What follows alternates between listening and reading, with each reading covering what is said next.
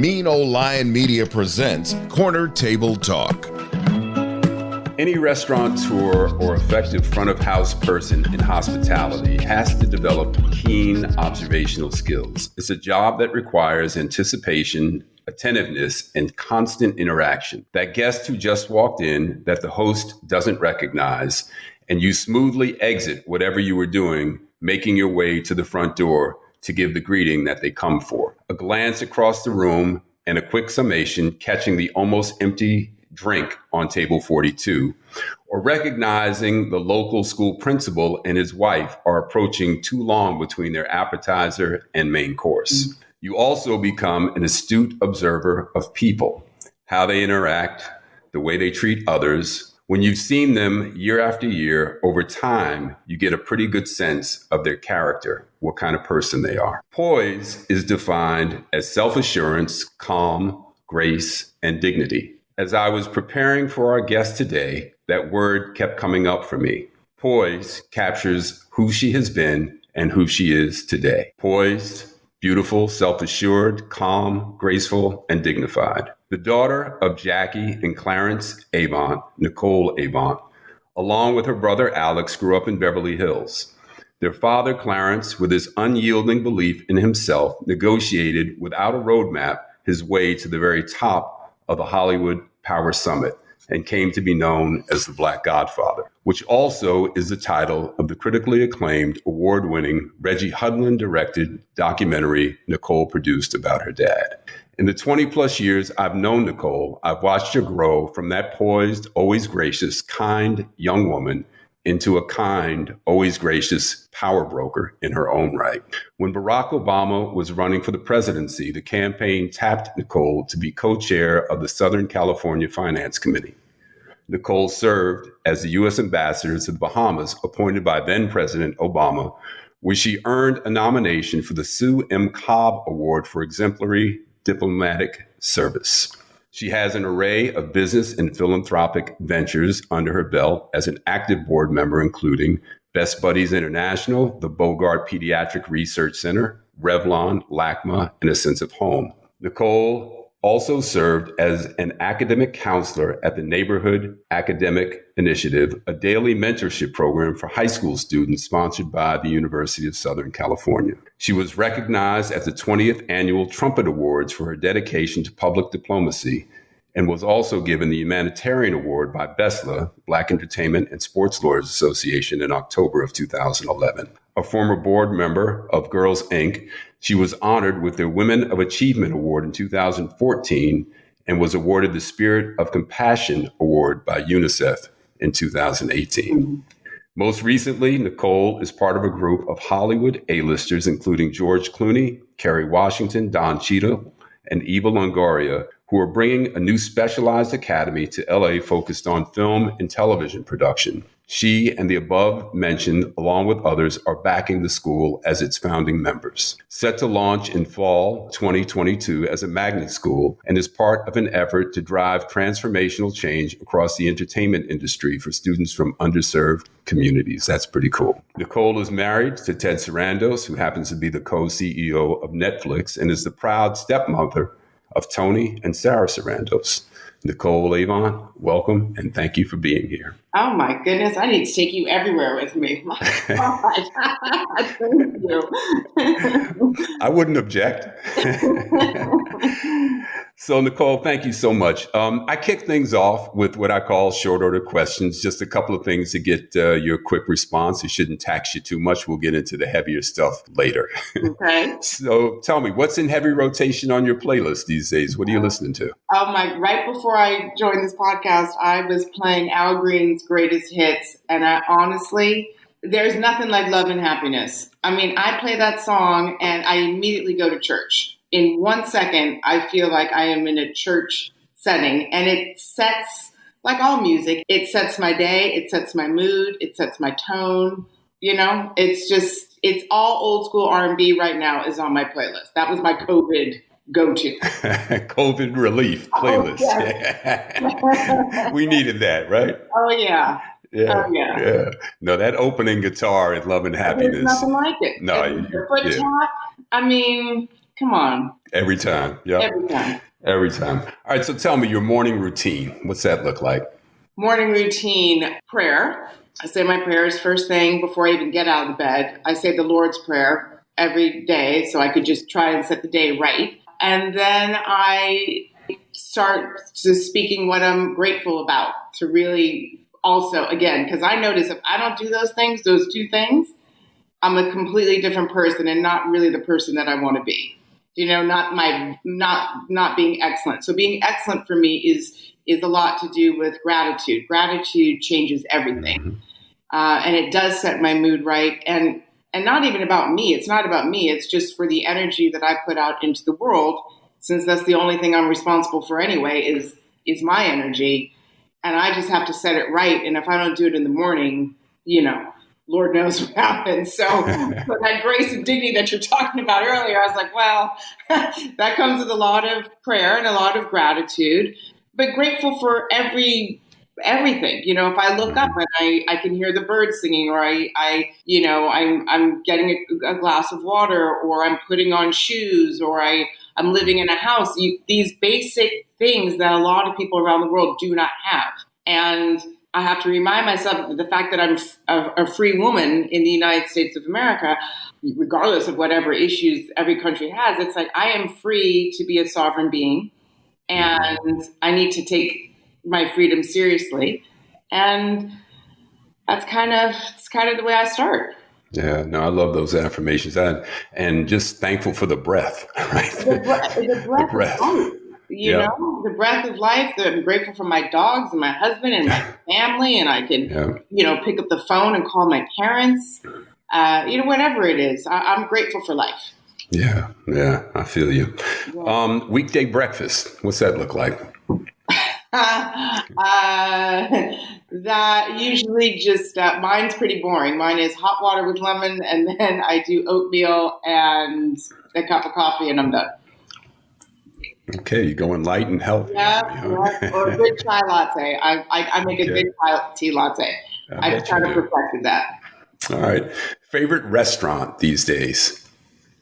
Oh, I just went to a great restaurant, Gigi's.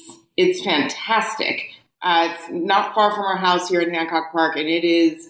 I've only been there once, but it is now that's on my top list for sure. And then I go to my staples. I still go to Giorgio Baldi, as many times as I can get there. And but Gigi's is great. Yeah, Giorgio Baldi has always been kind of like a little tuck away insider secret you had to know. It's not anymore. No. It's out. Rihanna's there. It's like the secret's out. It's honestly, I mean, I was there most of the time. It's funny when you were talking about the campaign. I was there all the time. And they always uplifted me. They were so excited about Obama. And all the Italian waiters just asked me about Obama every time I went in. And so it's a place of harmony for me. And it really is, I think, hands down, the best food in LA, really. And I wouldn't disagree. We can't forget Capo. Capo in Santa Monica, that's... On Main Street, yeah. I mean, on Ocean Avenue, yeah. That's really good, right? Yeah, excellent. Yeah. I want to talk a little bit about the campaign and how exhilarating that must have been, but we'll get into that in a little bit. Best live musical performance you've ever seen? Oh, God. You know what? I have to say it's probably to Al Green at the Hollywood Bowl, and I have to give it a tie. And then it was a long time ago. I was in high school, and it was Bruce Springsteen, and it was the Born in the USA tour. And I had never seen, I don't think I had ever been to the Coliseum by myself, so I had never seen anything like that. But Al Green at the Hollywood Bowl is probably the most memorable for me and the most favorite, again, because I felt like I was in church. I felt like I was taken out of my body and transported somewhere else. And I loved wherever I went in my mind and in my heart, I hadn't felt anything like that. Yeah, Al could do that. And it's interesting. I mean, we're going to obviously touch on President Obama a few times here, but the Springsteen, you mentioned Bruce Springsteen. Yeah. I listened to the podcast that he and Bruce Springsteen did recently. That was incredible. What a great series. Right? Yeah. Bruce, I mean, Bruce knows how to write about life. That's for sure. Man, He gets there. He gets he deep. really does. He gets deep. Yeah. And he's phenomenal. Yeah, I'm a big fan of anything that he writes. His music is a little rock and roll for me, but I love what he has to say. Yes, exactly. What he has to say is really deep, and he touches the humanness of all of us. He touches the human. He gets to the heart of the matter, I think. Absolutely. And anyone can listen to him. It doesn't matter what race you are, what religion you are. He's speaking to you. Yep. You know, in his songs, if you really listen to his lyrics, Bruce knows how to bring it. He brings it. All right, so finish this sentence for me, Nicole. Oh, gosh. I have little patience for. I have little patience for rudeness. I'm with you. No more needs to be said on that. What are you reading these days? Or tell me where you get your news from. What are your publications that you go to? Oh, God. You know what? Last year, to be honest, I tried to get away from the news because I really don't want anyone's opinion on the news. I would just like the facts and then like to take that and go away. And no one really seems to be doing that. So I actually, I'll try to get like a Spectrum News I listen to just give me the news. I do and then I like to go to certain people, like some things if I need an opinion. I like to bounce around and I'll go to Brian Williams and then I'll bounce over to Fox and get, Chris Wallace and just to kind of balance and see where I am. But otherwise, I'm really trying to disconnect from a lot of it right now because it's just, it's so inundated with everyone's opinion and negativity. And really I found myself becoming much more anxious and disappointed and angry, knowing that there was more good going on than a lot of this stuff that, that's just on the news all day. It's a story over and over and over again. So long short of it is I kind of get the news from my husband. There's a short. I always ask Ted, "What happened today?" Ted's version. You can get anything for me. You can come up and tell me what happened in the world today. But I listen to the BBC sometimes too, and to try to get different opinions. But I try to look for the good. Even on Instagram, I'm not really on Instagram, but when I scroll, I try to go to the good news movement, things like that, and just try to find the goodness of people, and kind of fill my heart with that. Yeah. It's been a bit of an obstacle course, right? Trying to navigate to the good and just avoid the overwhelming negativity, right? 100%. That's a really good way to put it. Just trying to navigate to the good. Yeah. Where are you looking forward to traveling to? I am looking forward to traveling to, I want to go 3 places in 2022. I want to go to Australia, I want to go to South Africa, and I want to go to Rome, all for different reasons. But they have been, on my list for a while, and I have never been to Australia. And my best friend lives in New Zealand. My best friend Susanna lives in New Zealand, so I want to do that part of the world because I've never seen that part of the world. And Rome, just because I love Rome so much, and I just saw this great movie that's going to be coming out. I'm not really trying to promote it. I'm just saying it. It's a great movie on Netflix called The Hand of God. And it's a real full-blown Italian movie, in Italian. And it's gorgeous. And when you watch it, it's like, oh, yeah, I need to get back. I need to get back to Italy. And then Africa I've been to, but I have not been to South Africa. I've been to a few other countries, but my friend served as ambassador when I was in the Bahamas. He was in South Africa, and I want to. He just would send me photos and talk about the people and the culture and the history, and I need to get there. Yeah, well, remember that little bit that you said about you need to take me with you. Yes, come on. That. All right, couple more of these. Quality that you most admire in a friend. Honesty. Ding. All right. Last one, Nicole. Who past or present would you most like to host at an intimate dinner party? Just one, or can I have a few? This is your show. Oh my gosh. I would love to have, mostly in the past, I would love to have Frederick Douglass, Harriet Tubman, Ida B. Wells, and Abraham Lincoln, and well, we'll just leave it like that. I know, and then I would add in maybe, and then I invite President Obama, and then we'd all sit and we'd really break it down. And I think Frederick would break it down. I'd like to know the subject of reparations would come up in that comment. As they looked forward into the future, what they might think about that. But that's a great group. Yeah. All right, so let's jump in here before we go too much further. How you doing? How are you? I'm great. Yeah. You look fantastic. Thank you. How's life a little north of Los Angeles? I know you're not there today, but you've been spending some time north of LA. How's life up there?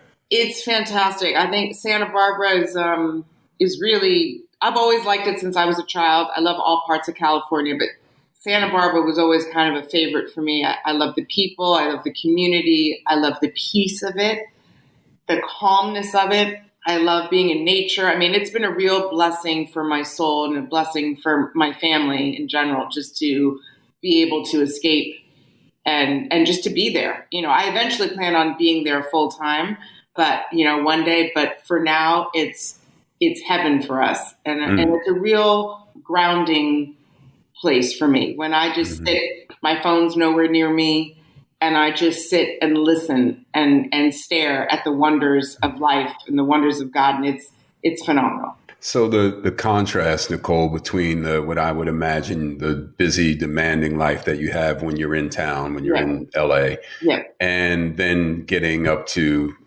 north of Los Angeles to Santa Barbara and being outdoors. And do you feel something different? I mean, just physically, does it come over you in a different way? In 2 seconds, I really do say this all the time. And a lot of people who live up there say the same thing. It's almost like you have a new brain first. All of a sudden, your brain waves just feel much more steady and calm, but your heart changes. Your whole energy of your body changes. I think all nature, wherever you are, you don't have to, people don't even have to move. I always tell people, just wherever you are, if you could just go sit outside, or if there's no backyard, if you have a balcony, if you don't have a balcony, open a window and just turn everything off and just kind of listen to life, and what's happening. And it definitely does change me for sure. And it's being around more nature and being out of a big city. Yeah, important to do to get outside for sure. So let's start with the school. You and the other founding members are teaming up with LA Unified School District. Here's what George Clooney was quoted as saying about the mission. Quote, "Our aim is to better reflect the diversity of our country. That means starting early. It means creating high school programs that teach young people about cameras and editing and visual effects and sound and all the career opportunities that this industry has to offer. It means internships that lead to well-paying careers. It means understanding that we're all in this together," end quote. Can you talk a little bit about the initiative and why you got involved? Yeah, I had one call. It took 5 minutes. It was Brian Lord, George Clooney, and a few others on the call. And I just said yes in actually 2 seconds, because it's all about access. As soon as they described what they were doing, I said, it is exactly what I believe in. This is exactly what my father had, lived his life of, just creating access. You could only open the door, but at least open the door. You can't be responsible for what people do after that. But for me, creating access for people who have no idea that there's so many careers in entertainment that they might want to be in. There's something, I think a lot of people think of the movie business only as in front of the camera, but there's so many jobs, the grips and the lighting and the writers and directors and costume designers and makeup artists. I mean, you can go on and on and on. And there are a lot of kids or a lot of students who may not want to go to a 4-year university. They might not want to go get a PhD, but they have a real talent with makeup. They know how to sew better than anyone else. They can make costumes. They have these visions. They want to be on a set. They want to do lots of things. So what we want to do is make sure that our community, our entertainment community, gives of ourselves by opening the door and creating access, But then having all the people that I just mentioned, all of them come in to mentor, all of them coming into the school and really giving their time and teaching the students, this is what I've been doing for the last 10 years, 20 years, 30 years, 40 years, and you could do it too. Or it's also giving the students, by the time they leave this academy, their resume, they will be able to walk into a studio and have a skill. Because a lot of people, you just need to really, you want to have skills. Like, I believe in trade schools as well. I think they're underrated. So many people have skills to do so many things. And I think the idea of there's one box and everybody needs to go to college and everybody needs to go to this college, that's not always the case. And so, and if they want to do that, that's great. But again, for me, access. I love the idea of people being able to dream bigger than they ever thought they could dream, and taking limitations off of people, or people thinking, oh, well, I've never seen a woman do that, so I don't think I can do it. Or I've never seen an African American do that, so I can't. Oh, no, that's not even real. No, you could take that off. You have no idea. And there's so many, and I just believe in, again, I get this from my father and both my parents. It's everyone has, a life to live, and everyone has gifts, everyone has talents, everyone has a purpose or many purposes, and everyone's here to serve. And really, we all join this because we want to serve our community and we want to serve the people in our community. And it is about giving back, because I think the thing I love about George and the others is that they've never been, giving back for any accolades or anything like that. They don't care. I mean, they do it out of the goodness of their heart. They don't care if they ever got a press release out of it or a cover of a magazine. It's about doing the right thing and giving back, because we all remember that someone had to say yes to us. Somebody opened the door for us. Doesn't matter how you grow up. I grew up in a great life. People still said no. People still said yes. I still had to be prepared. I had to have skills, and sometimes it's easier for some people to acquire skills than others. And I think it's very important to remind ourselves that there is always somebody willing and able, and they just need a yes. So let me ask you, and that just sounds fantastic. I love the idea of this even happening. The tie-in with LA Unified School District, does that give you the ability to find the students that would have the interest? Yes. Yeah, mm-hmm. The high school's there. The students are going to be there. We need to show up and bring it, and bring the people with the skills, and bring and just bring all of ourselves to this mission. And we've all kind of reached back. And I called my friend Amy Orsman. She's a great makeup artist here in Los Angeles, and she said, "I'm in." I mean, she read the press release, and I didn't even she told me first. She said, "I'm in. Whatever you need, you tell me where to be, and tell me what time, and I cannot wait to share my gift with others and teach." And the responses, Brad, are everybody, grips, cameraman, everyone's saying yes. So we're excited. Yeah, it's really, really exciting. So Nicole, that's kind of entry level, and that it's beautiful. And with the year that we've had, I keep saying the year, but it's been longer than that. It's been a couple of years now with the pandemic and the racial unrest and all of the conversation and everything that we've experienced in the last, we'll call it couple of years. But as from where you sit in Hollywood, as you're talking about these opportunities for, at the beginning of the careers for some of these young folks, I think about the top of the entertainment industry and decision makers at the studio level, partners at the talent agencies, where we still don't see representation in terms of diversity.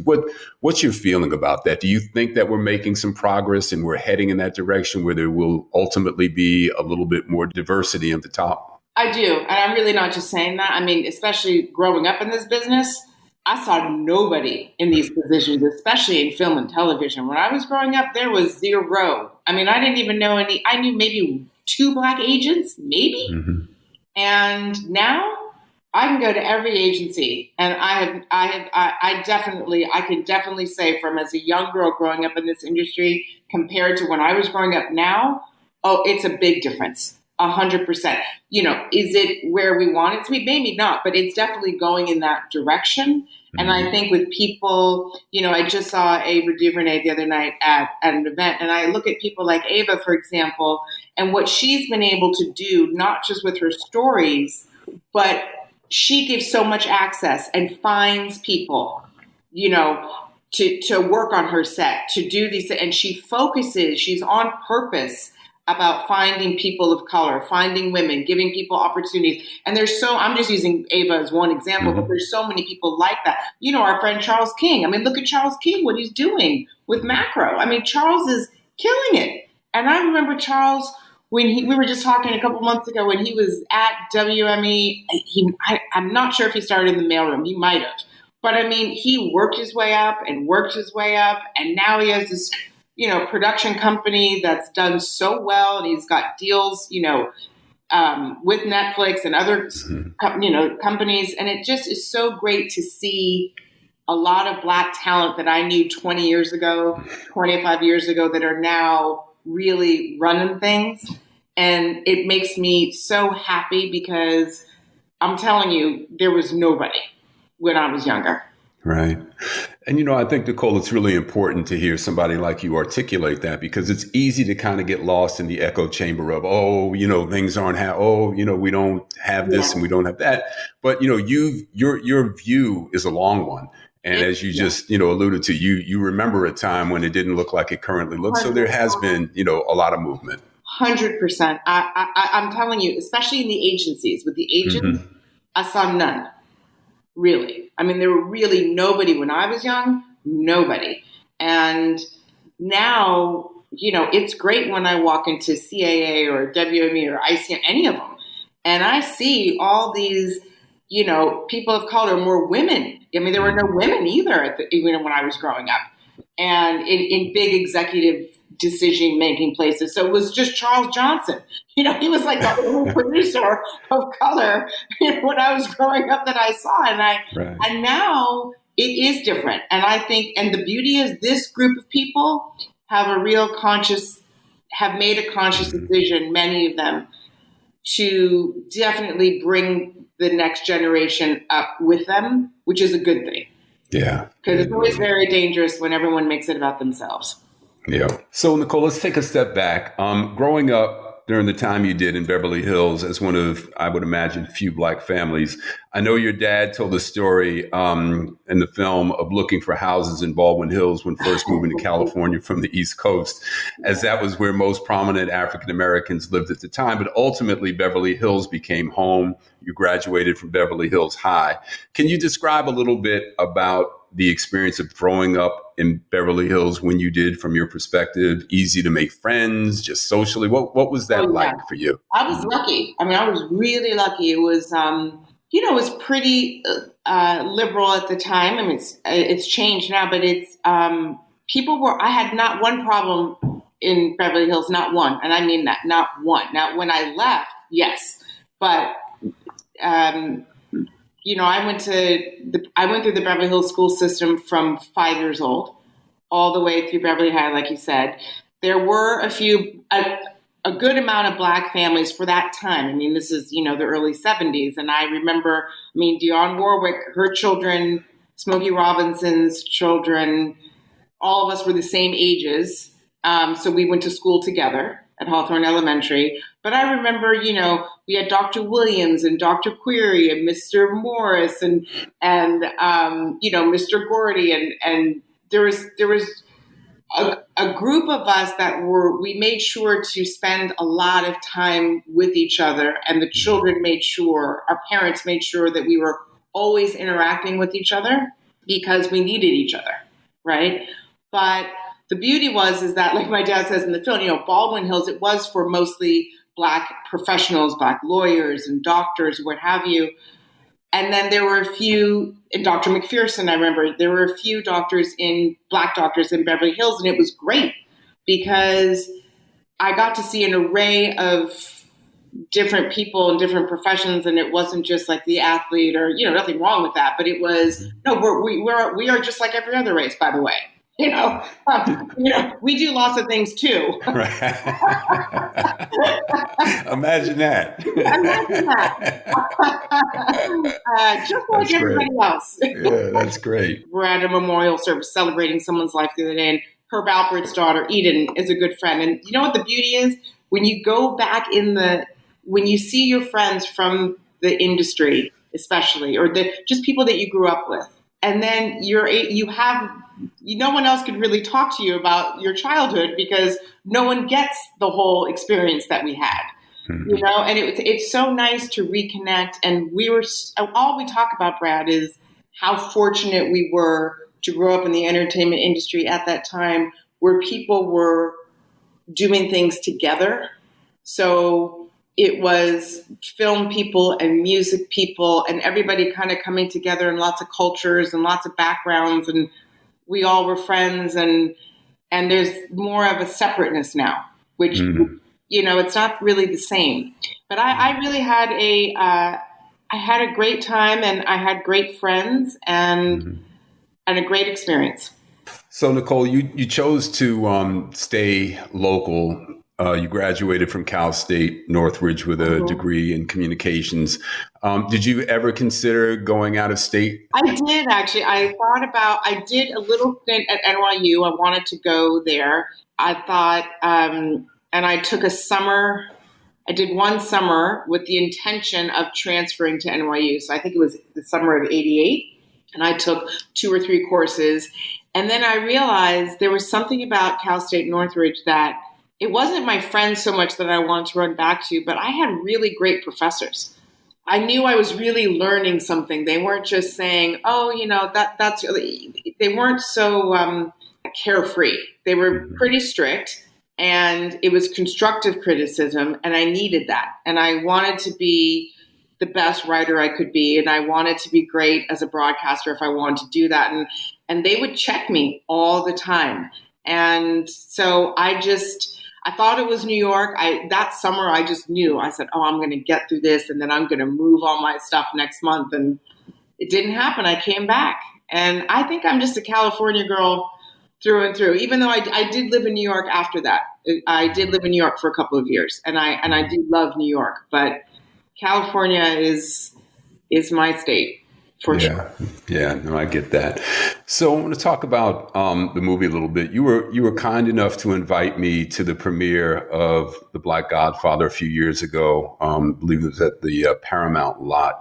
And, what an event it was. I took my son Bryce, in the film, the guest, the setting. I mean, it was just an incredible night, very memorable. I rewatched the movie over the weekend in preparation for today, and it really is such a great film. There's so much history. It also offers some insight into what you learned as the daughter of 2 parents who were so at the center of culture and power. In most cases, our parents, especially those of color, and your dad, of course, came from, a kind of, we'll call it a humble background. Yeah.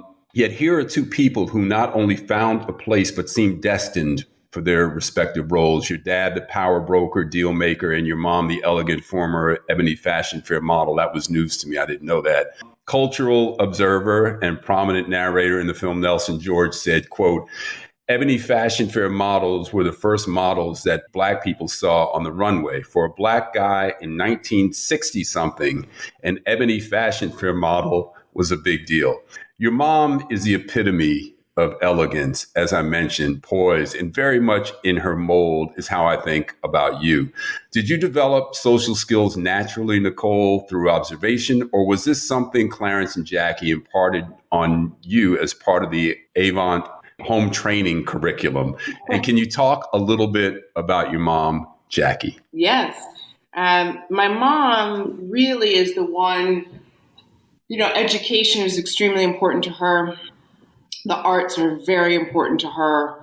She's very graceful, very smart, but her whole intention with me was to learn my history. I mean, my mom was really strict with that. I mean, I'm sure you remember. Do you remember going to the mailbox and getting Ebony Jr. out of the mailbox on a Saturday? And I would have to sit and I'd get quizzed over and over and over again. I'm like, Mom, but thank God she did, because I can see now that a lot of people now in their, midlife are just starting to find these little nuggets of Black history. And it makes me so sad because I'm thinking, well, didn't you know that as a child? Like, no, I never even saw this before. But it was there. It's just you had to find the right outlets. But my mom, James Baldwin and Richard Wright were household names to me by the time I was 8. So my mom was very much into, you must know, Black scientists, Black professors, Black universities. Like my dad says in the film, everything was Black this, Black that, Black this. But my mom was more of, you must see the victory in your people. You must study the victorious so you know where you come from, but you know that there's victory. You cannot just listen to a story of, this atrocity happened, which of course you don't want to erase that, but you must honor your ancestors and you must honor the people that came before you and know all of their stories. And so I'm grateful that she gave me that. And she gave me the love of film. Dorothy Dandridge, I remember watching Cabin in the Sky, and just my mom was big on, me understanding all of my culture as much as possible. And so it gave me a different perspective. And they did everything on purpose. My girlfriends growing up in Beverly Hills, my white friends would come to my house. And if they came for parties, they only saw, yes, most of the people, the guests were mixed, but my mom, for example, if a catering company was at the house, my mom made sure she found the Black catering company. Mm-hmm. If there was a valet service that they needed, she made sure they would go get they would at least go and try to find a Black company first, because it was always about sowing the seed back into the community. And so my mom really, my love for books, my love for art, my love for history, I remember she showed me the documentary Eyes on the Prize, and I had never seen anything like that inspired me so much, that made me so sad, but also made me so proud. Mm-hmm. And so I took a lot of those themes and wanted to shove it all into the Black Godfather. But it really, if my mom didn't raise me that way, and, she read to me every night for God knows how long, probably up until I was, 10, 11, she just read to me every night. There was a different book. There was a different thing. And so, but learning was fun. And it was fun to learn about my history. It made me stronger to learn about the struggles and then see the victory, even if it wasn't in their lifetime. My mom put this way, my parents made sure that my life had to be on purpose, that my life, that I'm standing on lots of shoulders. And the only way to really say thank you to everybody for the last 400 years is to do something with my life. That's how you say thank you. That's what I took from them. They didn't really articulate that to me, but that's what I took from their intensity of growing up with them. What strikes me too, Nicole, about what you're describing, there's often a narrative about Black folks who, let's just say want to move to a place like Beverly Hills to get away from, the culture and right. being identified as, however they, might perceive that identification. But here's your mom and dad who moved to Beverly Hills, but even more strongly identified and imparted in you the importance of recognizing the culture. Yeah. I just think that that's just so insightful and just intuitive on their part. Yeah, they were, they really, and everybody had a place. They wanted to show me that, like I said earlier, it's every race is like that. I remember my mom used to get me dolls from around the world, and she used to have like a little cabinet next to my bed. But so when I woke up, Brad, I would see people. I hadn't been to Mexico when I was 5, but I'd have dolls from Holland and Mexico and Africa and Asia and this and that. So that when I woke up, I could see the world in front of me and not. So when I grew older, it wasn't a big deal that somebody was a different race. It wasn't a big deal that somebody was from a different country. They were just a human being. It was another human being in front of me, as opposed to, they're this race and they must be like this. Nicole, so the film features everyone from Presidents Obama and Clinton to then Senator, now our Vice President, Kamala Harris. Quincy Jones is in it, David Geffen, plus many, many more, including some people unfortunately, that we've lost since. Bill Withers, Cicely Tyson, Andre Harrell. I can't even believe that as I'm saying it. Hank Aaron. Let's talk about the making of the Black Godfather. Can you discuss how the idea evolved and whose idea it was, what the process was like bringing all the pieces together and getting all of these notable people to participate?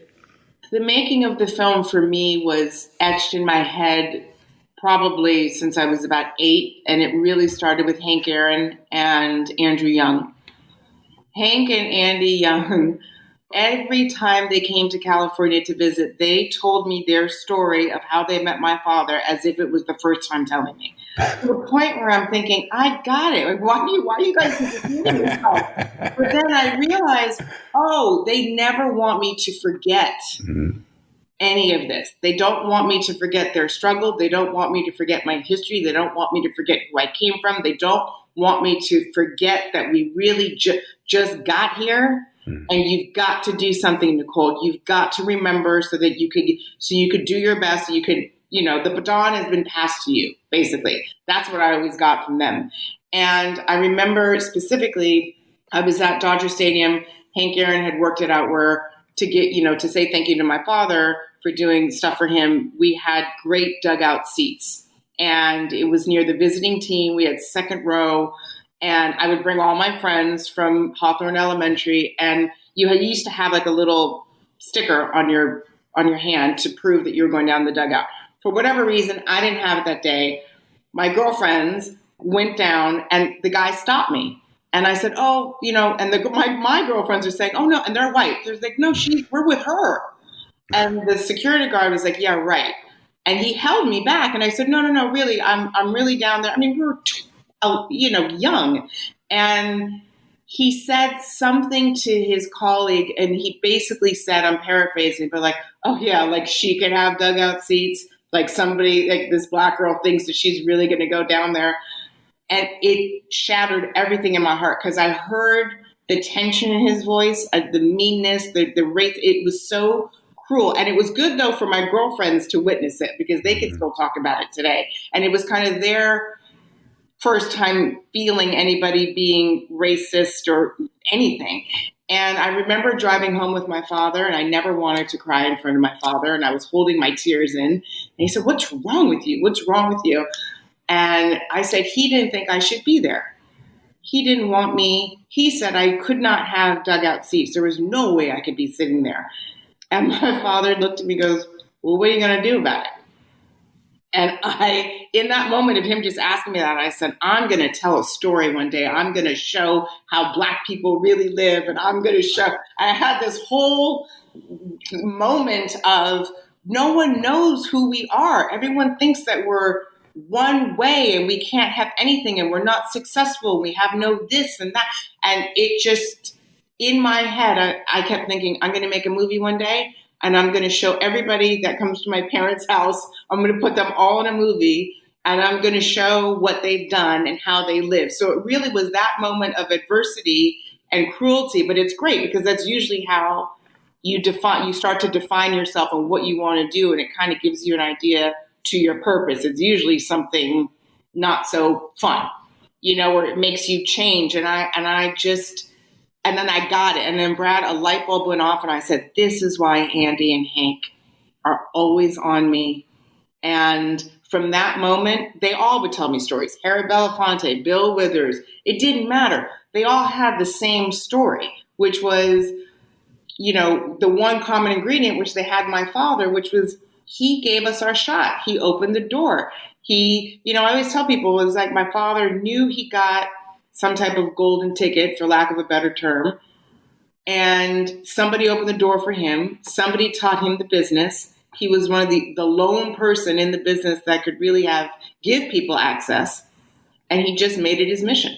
He was bringing as many people to his promised land as possible. And when he did Save the Children, when I look back at that footage and listen to Stan Lathan saying, Clarence was saying, Black this, Black that. So the camera grips and everybody working behind the scenes as well.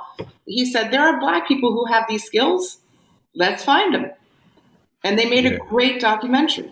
Yeah, absolutely. I want to just go back to something that, Clarence saying to you in that car, what are you going to do about it? Yeah. I'm thinking as you're saying that, I'm going to go back. Let me find that security, Yeah. But your father, what are you going to do about it? Yeah, because you know what? My dad, he has 2 cents. This is what he always says. He always says, it is what it is. I mean, that's his thing. And it used to drive me crazy growing up. I'm like, Dad, it is what it is. If I'm even when I was ambassador, I was crying. I called him and I was very upset about something. He said, it is what it is.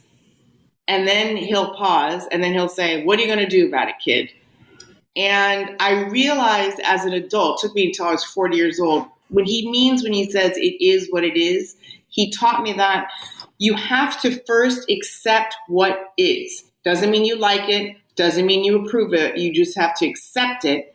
So you could say, this is the reality right now in this moment. It is what it is. And then you could take a breather and then you pivot. But my dad was trying to teach me this whole time, you can't pivot into something better if you first don't sit with what is, look at it, what do you want to change? If your mind is so crazy in anger and you're so frustrated and you're angry and you're furious, he goes, yeah, you'll make decisions, but you know what? They're not going to be great. You got to calm yourself first, accept what is, sit with it for a minute, and then you make a decision what's your next move. It's like playing chess. But you can't play with an anxious mind. Anger does fuel you. It fuels all of us, of course. But I started to realize I get it. So his big thing is it is what it is, and then take a beat, and then what are you going to do about it? This may be a little too Joshua Tree for Clarence, but that's mindfulness, right? Yes. I mean, that's what we're talking about. Yes. He is, it's funny. He's such a prophet, and he doesn't understand, it's so funny. It's almost like he always says, like, life is about numbers. And I used to say, oh my God, dude, really? But then you look at it, and again, now I look at it, and he knows it's the ultimate numbers you can't change. 4 is 4, no matter 4 plus 4 is 8, no matter where you go in the world. 10 times 10 is 100. It doesn't, like, numbers do not lie. That's his thing. Like, you could mess with words. You could mess with thoughts. You can't mess with a number. You got a number coming in and a number going out, right? So, Nicole, I don't want to ruin it for the 2 people that have not seen this movie yet, but the line, I don't have problems, I have friends, was a classic. And I just want to touch on, because it's easy to look at you now in your life and say, oh, this girl has just had it made her entire life. But you guys had some tough times, and there was a time you almost lost the house. Mm-hmm. What was that like for you? What did you experience? I know you were a young girl, but it had to have made a mark. What did that leave you with? It was terrifying for me because, I'll tell you this, now at 53, you should see me now when we buy things, now when I buy property or anything, I'm like, we're paying off this house. If we can't buy it, we're paying it off in this amount of time, because it triggers me from a very young age of the paranoia and the fear of, oh my God, somebody's going to come take our house. I was young. And so when my mom said that, I couldn't even comprehend. What do you mean the bank is coming to take our house? Where are we going? And we might go live with grandma. We might go to New York. We might, I don't know. And it left me with, you have to be prepared for life. You have to be prepared for what life throws at you. And, his saying about, I don't have problems, I have friends. It also taught me that, my father, without his friends, without Quincy, without Jerry Moss, without Joe Smith, his friends bailed him out. His friends loaned him the money to turn his life around, to pay. And my dad, I remember asking him recently, he said, it took me years to pay everyone back. But he was so proud. He sat at lunch, he goes, but I paid every single person back. But without his friends, they were the ones, when you're in quicksand and when you're drowning, you hope that you've been good enough to enough people where they would want to turn around and help you. And my mom actually was a big part of that happening, because my mom actually went behind his back, and she was the one telling a lot of his friends, Clarence helps everybody. He does all these great things for so many people. And this thing is happening to us and we're losing everything. I mean, remember, my dad lost the radio station. Sussex Records went under, the radio station went under, and he had a couple other everything just blew up at once.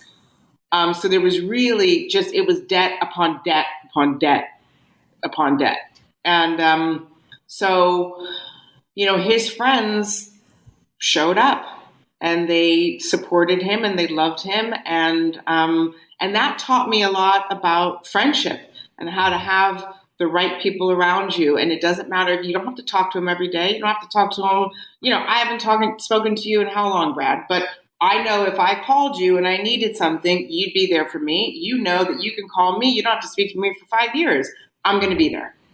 And it's very important to choose your friends wisely and really who's going to be there for you, good and bad. Yeah, that's exactly what I was thinking, Nicole. And, in Beverly Hills, Hollywood, the entertainment community, that world, always gets tagged with this, oh, it's superficial, it's superficial out there. But yet real friends are everywhere. You just have to find them and recognize them. Amen to that. They're everywhere. Yeah. Everywhere. How did your dad feel about the end product? He was very surprised. He, of course, kept teasing me. You didn't do that. Who did that? He loved it. I think he was extremely grateful. It was the perfect time to capture him because, like I said, I've been thinking about it for so long, and it was never really the right time. And then Reggie Hudlin and I had been speaking about it for over 15 years. And I knew that Reggie would be the perfect person to direct because Reggie had a specific relationship with my father. And as you know, my father, he's not easy. He's not easy to get to know. He doesn't let a lot of people in. He doesn't want to be bothered with most people at most times of the day. But Reggie, I said to myself, if I'm going to get my father to really talk openly on this film, he has to have a director that knows him, that's had a relationship with him. And it worked out great because I saw my dad relax with Reggie. I saw Reggie could ask my father anything and he felt safe enough to answer the questions. And everything came together. Reggie was available. And it was perfect timing. My dad received his star on the Hollywood Walk of Fame. And that was our first day of shooting. We took that day and we said, this is going to be day one of shooting. Yeah, it really was exceptional and just a fun journey through history and the names and the people and how he thought about deals and how he approached deals and the handshakes and no contracts. I mean, just, amazing. So I want to turn to your support of then Senator Barack Obama, who was running for president back then. And, you were kind of breaking away from your dad, and I don't know where your mom stood, but your dad was backing Hillary. Mm-hmm. Here's what President Obama said about you working on his campaign in light of the fact that Clarence was backing Hillary. Quote, Nicole, in coming on board very early in my campaign, in her own way, she was expressing values that had been taught to her by Clarence and Jackie. Part of that is independent thinking and making up your own mind. I'd like to think Clarence didn't necessarily mind being proven wrong. So how did you get involved in the campaign and what was it that inspired you? I mean, it's easy to see looking back now at Barack, but he was a senator then. What got your attention and what got you interested? I met him when he was a state senator and then he was running for U.S. Senate. And then I knew he had some type of gift. I mean, I saw it. It was all over him. And I loved being inspired by him. And I couldn't really put my finger on it, but I kept saying to myself, God, there's something about this guy. There's something about him. So I just remember, I just kept putting it out there, just even, by myself, like, if there's a way I could work for him or I'll help him or I'll be available to help him and raise money here and there or introduce him to people. And one thing led to another. And then, we got that done and he became a U.S. senator. And then when he decided to run for president, I thought, well, wait a minute, you just got the Senate. What? But he knew. There was something about, I heard it in his tone. He knew on the phone. It was like, it's the right time. And I thought, okay, well, if you think so, I'm in. And because I knew I wasn't so focused on the end result, and I usually am. With him, with Obama, it was more, I want to go on this journey with this man and his campaign. I don't know what's going to happen, but this is going to be a journey where I'm going to learn and I'm going to experience things that I've never seen before. And I knew I wanted to be a part of it, regardless of the outcome. And then, as I said in the movie, I asked my dad, I said, look, is it going to be weird with you and the Clintons? I don't want to offend anybody. Just because I'm for somebody doesn't mean I'm against somebody else. I've never been like that. I just try to be for things. And he just didn't miss a beat. He said, you are a grown woman. You can make your own decisions, Nicole. And he knew my intention and he knew my heart. And I said, really? Are you sure? He said, get out of here. Go do your thing. Because he was laughing, going, you'll be done with this in 2 weeks. He's not going to anywhere. And I said, Daddy, I think he's not even going to win the nomination. So go to, he was looking at me like, oh, that's so cute. You go have a good time. And then, to be honest with you, when I saw Michelle Obama at one of the first events in LA, and she came on the stage. I had not met her before, and I had not seen her before.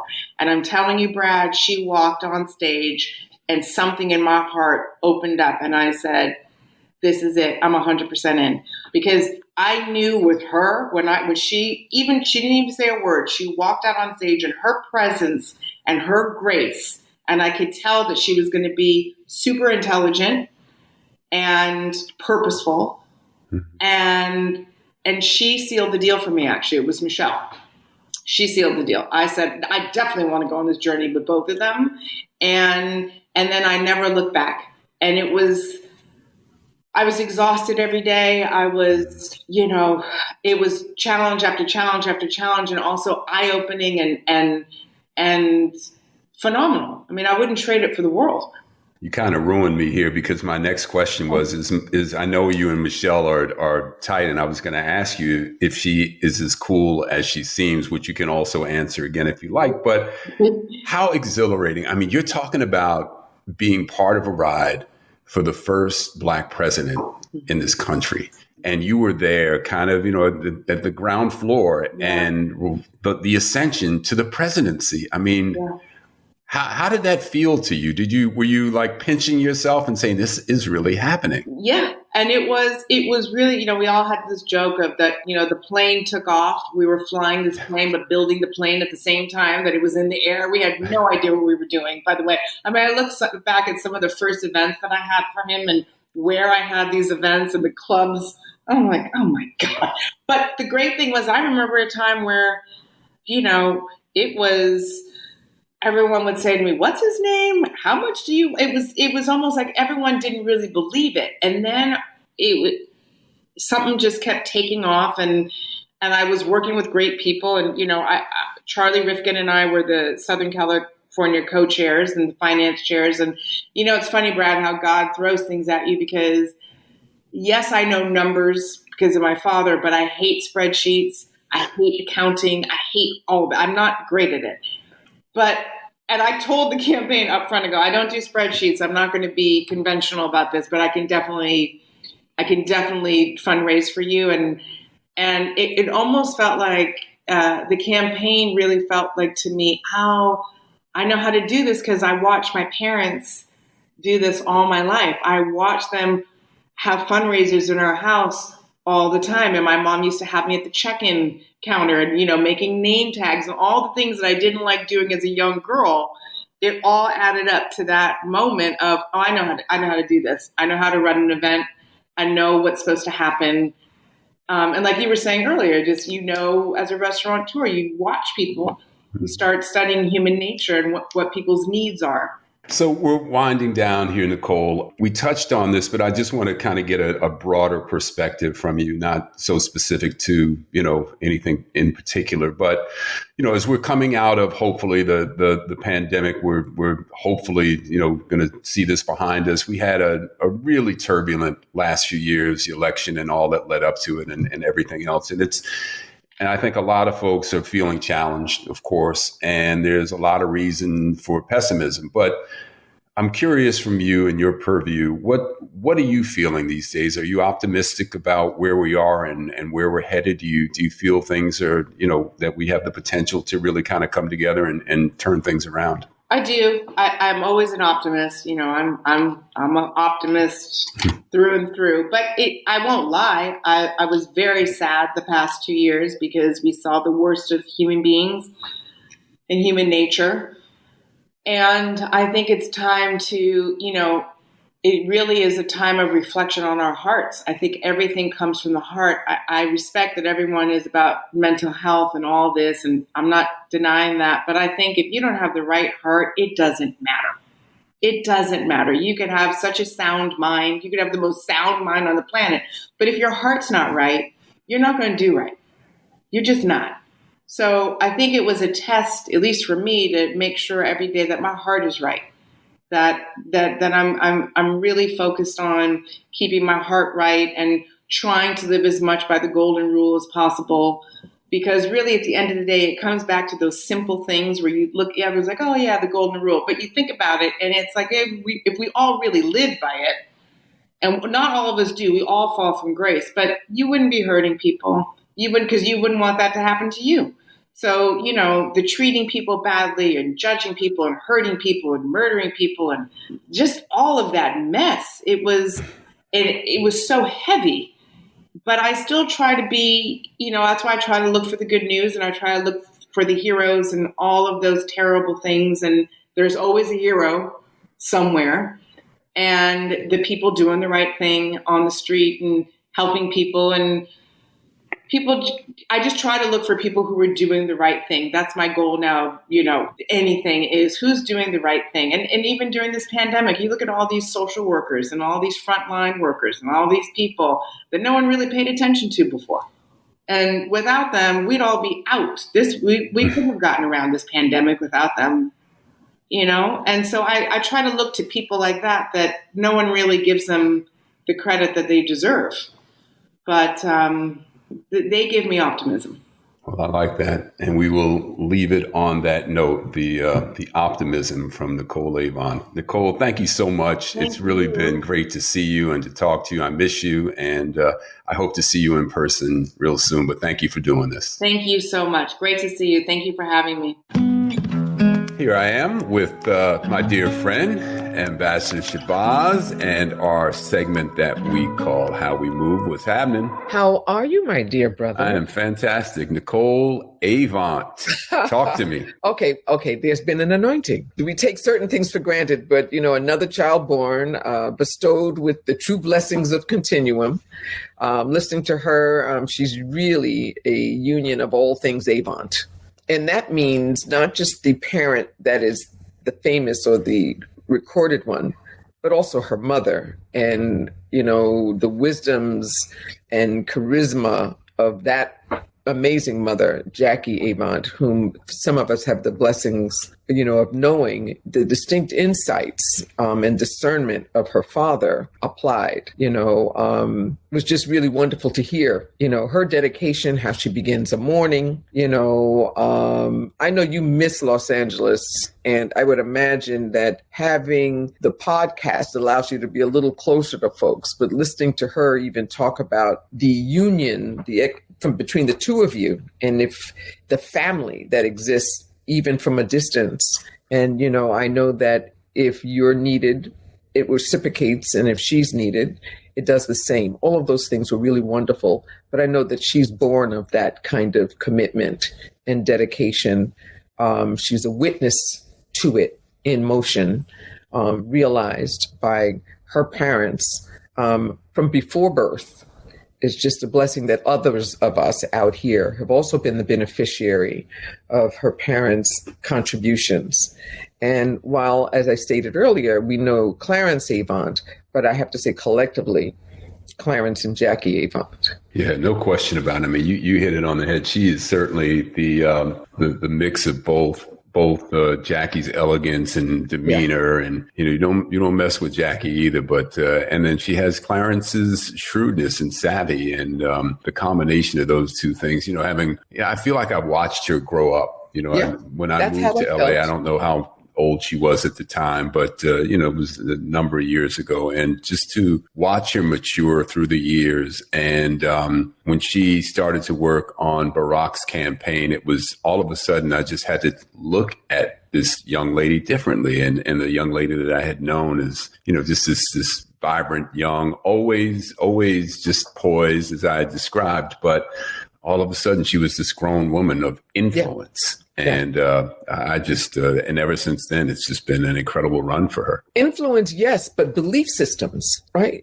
So of course, there's access to her influence. There's avenue or gateway from her influence, but on her own, clearly has manifest that litmus that that is really key. What resonated for me is when she quoted her mother about, seeing the victory. And so when we think about Barack Obama, it wasn't just a fashion. Her father and family, and even her, they had been dedicated to the opponent in terms of history and relationship. But this dedication to Obama in that campaign was really based on the right to conviction and seeing the victory, as her mom had so eloquently made sure was present in her life since childhood, knowing what it looks like, and then feeling entitled to follow it, support it, back it, act on it, even if your family is leaning in one way particularly. And that family being the Avants, who, it would take quite a bit for Nicole to, to kind of go her own path at that point. And I like what Barack said, that he didn't think that Clarence would mind being wrong in that case. Her parents were strict, but they weren't scary. I think that the blessing, we always interpret who people are from the outside, because her father is known for being kind of matter of fact, but not scary. Her mother is insistent, like a lot of mothers are, who make sure that everyone is, following suit. But they really intended to invest in their children authentically, that which would enable them to chart their own course.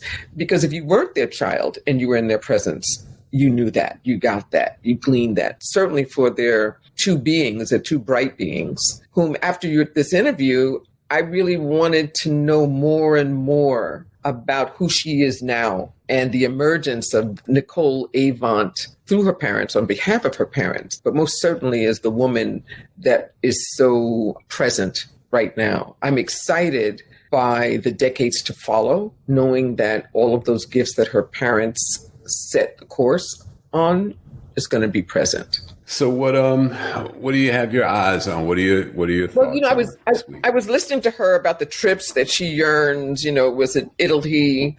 She enjoyed and planned on going back to, but had never been to South Africa. Now, who am I to suggest any place to Nicole Avant? I know she has a list of colleagues and friends that can direct her, but I concurred when I was listening, and I wanted to be able to relay to your general audience that, when I reflect on my visits to South Africa a couple of times, they were everlastingly impressionable. A few short years, though, after the emancipation from apartheid, which made it a mixed bag, because as you land or fly over, the hillside is enchanting, but you almost feel like you can't use the words enchanting, knowing the bloodshed that took place on that soil for so many decades, impacting the well-being of lives. But I did get to go with the delegation. And one of the things that last week we just started identifying South African owned spas and hotels there, of which there are many. Indigenous South Africans creating businesses, joining the marketplace, allowed to. Now, we think that that's, any aspirational dream, but there it's new. You had a lot of internationals going, you had a lot of Black Americans putting down, but now we're talking about Indigenous South Africans creating franchise spas. There's one in particular called Amani Spas. It's like a beauty, health, and wellness spa, day spa. And they have them in about 5 or 6 different cities there. And I hear that it's really enchanting, wonderful. And another one, if I can break it down phonetically, is Mangwanani. Is also a smaller day spa, also working on franchises. So what I love is that it's this idea of getting involved in the industries is not just a one-off. They're learning and understanding the value of enterprise, owning them, creating legacies, and franchises. Love it. What's the word? Johannesburg. I'm with you on that. Yeah. Have you been to South Africa? I have not, but it's, it's on my list. It's a must. I have to say, back in the 80s, there were people that went, and to go, if you were a person of color, you had to be classified as an honorary white person or second-class citizen. So many of us didn't choose to go then until we could go with our own passports or visas as ourselves and not have to have the dishonor to our existence by not being able to be representative of our respective countries without having the classification of honorary citizen, honorary white, or second-class citizen. Can you imagine? But worth the trip. It's gigantically long, if I could say that. Get ready. There's 2 continents and a full body of water that you have to pass. But when you realize how large the continent is, when you're coming from the United States, you realize the bounty of what is African. Well, I look forward to that and some of the other places that we've mentioned. So thank you very much. Ambassador Shabazz, how we move. We just went to South Africa and back. Thank you for that journey. And we have to do it in person. That's right. I'll see you soon. Thank you. Corner Table Talk is hosted by Brad Johnson, produced by Brad and Linda Ailes Johnson. Theme music, Life Goes On by Bryce Vine. Executive producer, Ken Johnson. Find the Corner Table Talk podcast wherever you get your podcast. Follow, subscribe, rate, and leave a comment. Corner Table Talk is a Mean Old Lion Media production.